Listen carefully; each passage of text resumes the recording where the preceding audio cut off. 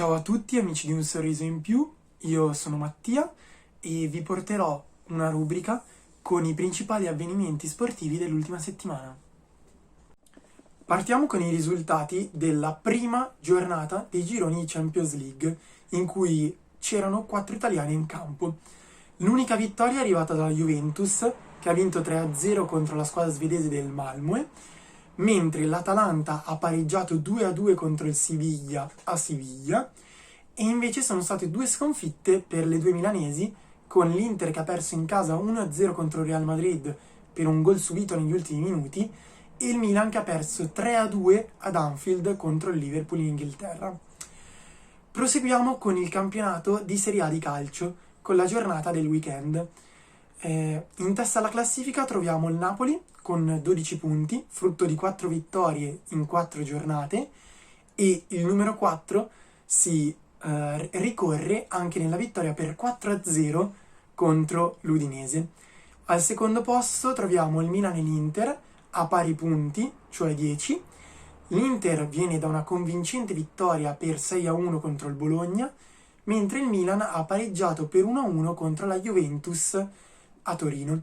Juventus che si trova al terzultimo posto in classifica con soli 2 punti, quindi in una situazione critica.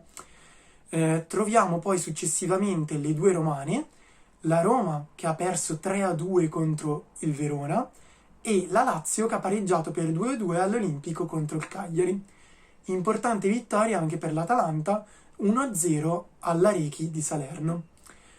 Gli altri grandi avvenimenti sportivi di questa settimana sono stati la vittoria dell'Europeo per l'Italia di volley maschile, una vittoria inaspettata e per 3-2 contro la Slovenia in finale, e la grandissima vittoria di Filippo Ganna nella cronometro mondiale di ciclismo. Filippo Ganna che si laurea campione del mondo per la seconda volta consecutiva dopo il successo dello scorso anno ad Imola. La corsa si è svolta a Bruges, in Belgio, e al secondo e il terzo posto sono arrivati 2 belgi.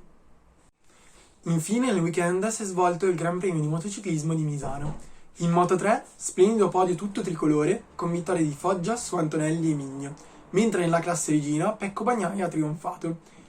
Stupenda anche l'accoglienza riservata ai suoi tifosi per Valentino Rossi, il quale ha annunciato che a fine anno si ritirerà. Per questa settimana è tutto, amici di Un Sorriso in Più. Ci vediamo settimana prossima con Tutto Sport di Mattia.